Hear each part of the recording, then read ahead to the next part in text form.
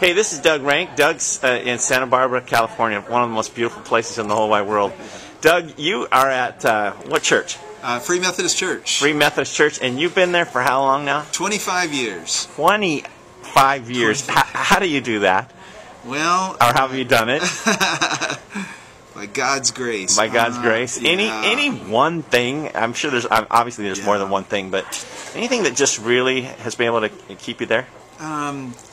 Well, I think there's a couple things. One, I had a senior pastor that had a long-term vision for youth ministry in the church, right. and was a nurturing person from the get-go. That's great. Really took care of me and my family and our housing situation, and wanted us to be able to stay there. The church, in fact, even built a second parsonage. That's great. How often do you get to live in a brand new house built by the church? So that was one thing, but the church has also been affected by the same senior pastor and the long-term ministry. He's been there since 1976, and so that's 30-some years. Yeah.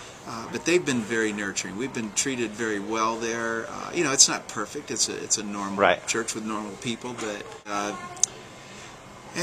you know, and they also want me to continue to be trained and challenged. Keep resourcing you. And so we don't have a lot of sacred cows in our church, and so I'm able to make some changes under the guidance of the boards and the leadership, but still they allow me that flexibility that I know I'm spoiled by. I don't take it for granted for a moment. I know there'd be a lot of guys and gals that'd be very envious of your position, but you know, I was looking today on my way up here that the earliest, at least on some of my notes, we've been together since 1997, and maybe even farther than that. But you've been facilitating this network in Santa Barbara for a lot of years. And tell me how you've been able to sustain it, because I know there's been some discouraging times, but it seems like you're kind of on a roll right now. But what has kept you going, and what have been some of the challenges? And then right now you're experiencing some joys. So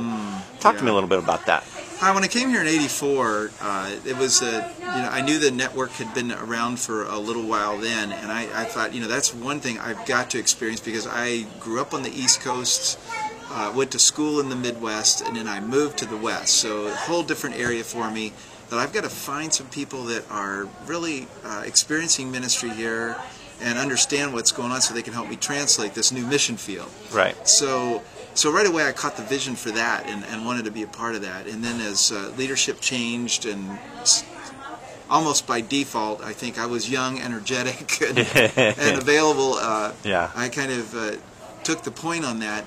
But what we had decided over the years, Santa Barbara, I mean, every place is different. Every place is unique.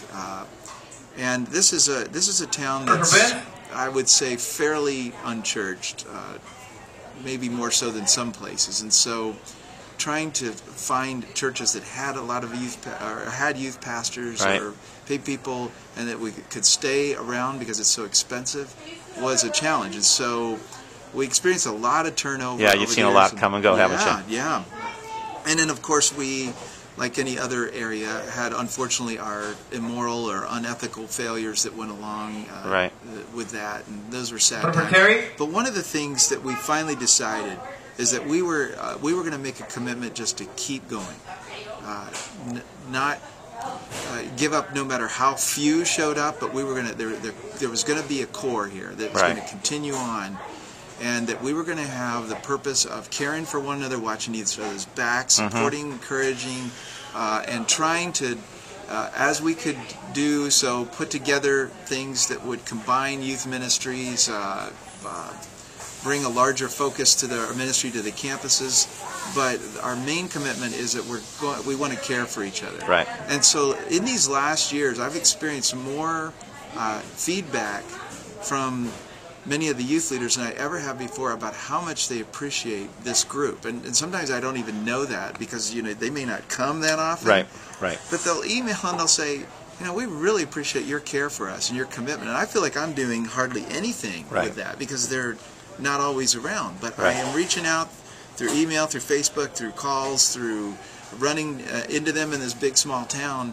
And I think that that's beginning to pay off. I'm being able to be a pastor to these pastors.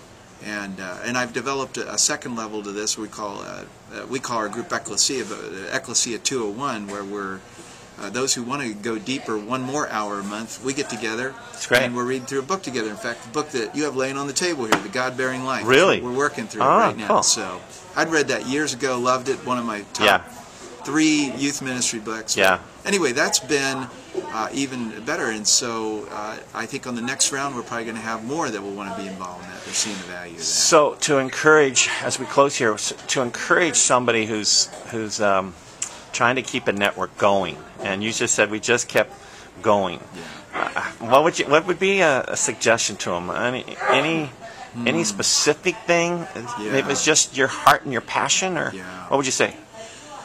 I think, well, you've said this before, and I've been saying it a lot too. We are better together, and so I try to use the word teammates a lot with it. I've seen that. And in this setting, the Santa Barbara area lends itself to that because there's only 3 miles from the ocean to the mountains, and it's only 15 miles wide, and so it is a big, small town.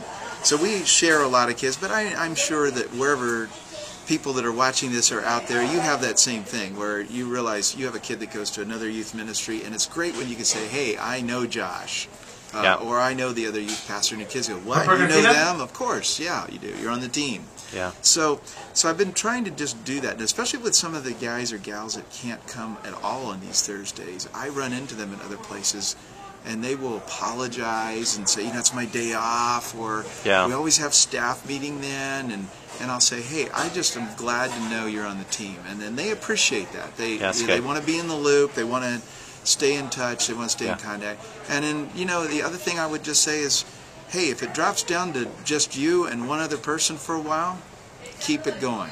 That's good.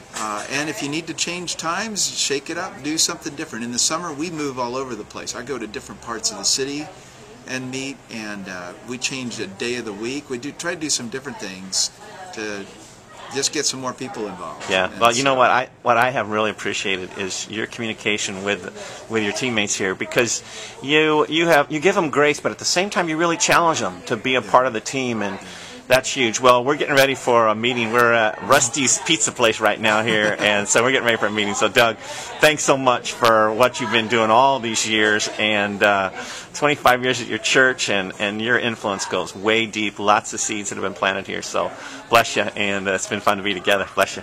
Thank you. All righty. All right.